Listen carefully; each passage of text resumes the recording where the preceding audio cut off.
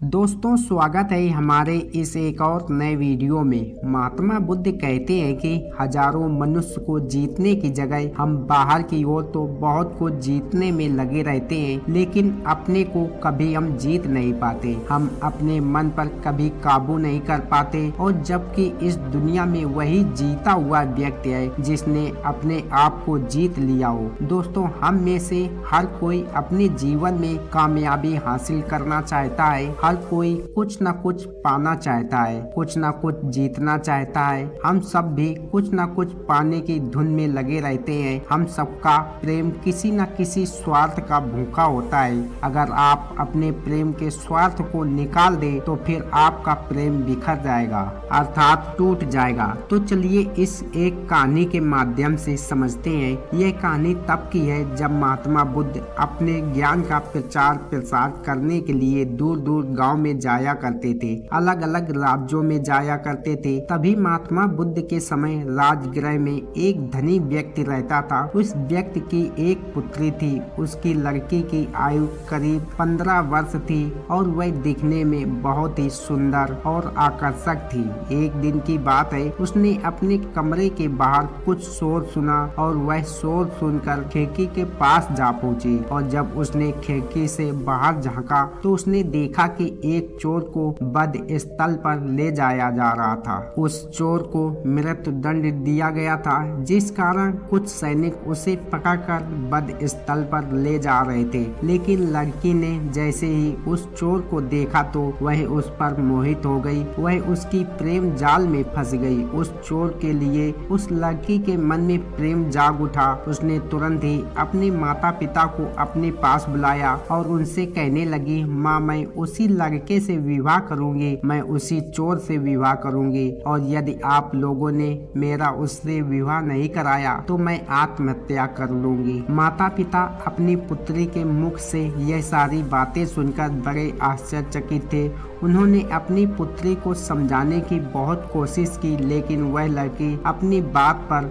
अटल रही। वह किसी की बात सुनने के लिए तैयार तक नहीं थी। वह लड़की उस चोर के प्रेम जाल में पूरी तरह से फंस चुकी थी और वह कुछ भी सुनने और मानने के लिए तैयार ही नहीं थी। उसने अपने माता पिता को धमकी भी दी, अगर आप उस चोर को लाने में असमर्थ रहे तो मैं भी जिंदा नहीं रहूंगी। आखिरकार एक पिता अपनी पुत्री की जिद के आगे सामने हार ही गया और वह दौड़ा दौड़ा उन सिपाहियों के पास जा पहुंचा। उसने उन सिपाहियों से कहा, सिपाहियों, इस चोर को छोड़ दो, इसके बदले में मैं तुम्हें सोने के 300 सिक्के दूंगा। पहले तो सिपाही नहीं माने, लेकिन जैसे तैसे उस धनी सेठ ने उन सिपाहियों को मना ही लिया। लेकिन तभी उनमें से एक सिपाही कहता है, हम इसे छोड़ सकते हैं, लेकिन राजा ने इस चोर को मृत्यु दंड दिया है, इसलिए किसी न किसी को तो इसकी जगह पर मरना ही पड़ेगा। फिर कुछ देर सोच विचार करने के बाद आखिरकार वह सिपाही कहता है, ठीक है, तुम इसे ले जा सकते हो, हम इस चोर की जगह पर किसी और को मृत्यु दंड दे देंगे। इतना कहकर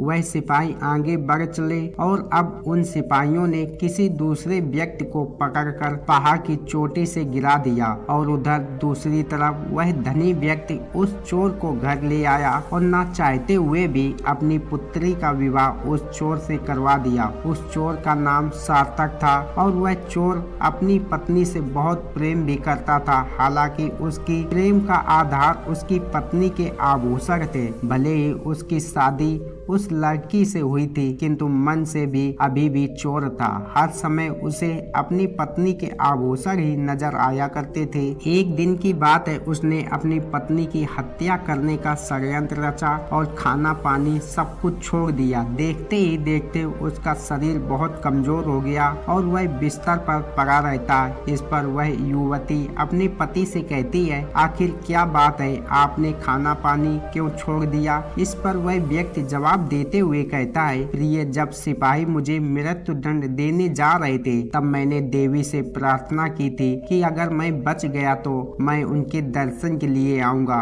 और यह उन्हीं का प्रताप है कि तू आज मुझे मिली, लेकिन मैं अब तक उनके पास नहीं जा पाया और इसी कारण मुझे खाना पानी कुछ भी अच्छा नहीं लगता। जब तक मैं उनके दर्शनों के लिए नहीं चला जाता तब तक मैं अन्न का एक दाना भी ग्रहण नहीं करूंगा। इस पर वही युवती अपने पति से कहती है, तो इसमें चिंता करने वाली बात क्या है, हम दोनों उन देवी के दर्शनों के लिए एक साथ चलेंगे। यह सुनकर चोर का मन बहुत प्रसन्न हो गया। उसे चारों तरफ आभूषण ही आभूषण नजर आने लगे। अगले ही दिन वह युवती उन देवी के दर्शनों के लिए तैयार होने लगी। तभी वहाँ पर उसका वह पति चोर आया और वह अपने पत्नी से कहता है, प्रिय तुम अपने सारे आभूषण पहन लेना और अपना कोई भी आभूषण यहाँ मत छोड़ना, क्योंकि हम देवी के दर्शनों के लिए जा रहे हैं और देवी को आभूषण पहनी हुई औरतें बहुत अच्छी लगती हैं। देवी इससे खुश हो जाएंगी। उस युवती ने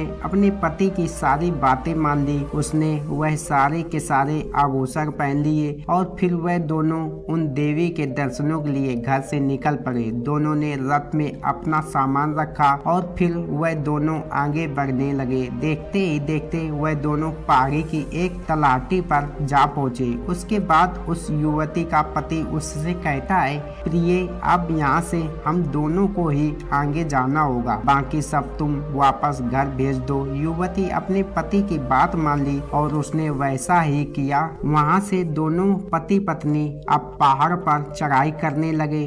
उस युवती ने आज से पहले कभी भी पहाड़ पर चढ़ाई नहीं की थी, लेकिन अपने पति के पीछे पीछे उसका अनुसरण करते हुए वह भी पहाड़ पर धीरे धीरे चढ़ती गई और जब वह अंतिम छोर पर पहुंची तो उसे एहसास हुआ कि यह तो वही वध स्थल है जहां चोरों को धक्का देकर नीचे गिरा दिया जाता है। यह देखकर वह युवती थोड़ा घबरा गई और उसने अपने पति से कहा, हम यहाँ क्यों आए हैं? यहाँ तो कोई भी देवी का मंदिर नहीं है। इस पर वह युवक उस युवती से कहता है, प्रिय घबराओ मत, मुझ पर भरोसा करो और चलो अपने सारे आभूषण उतार कर यहाँ जमीन पर रख दो। वह युवती अभी भी अपने पति को समझ नहीं पा रही थी, इसलिए उसने अपने पति की बात मान ली। उसने वह सारे आभूषण उतार कर जमीन पर रख दिए। इसके बाद वह युवक जोर जोर से हंसने लगा और उस युवती से कहता है, अरे मूर्ख, तुझे क्या लगता है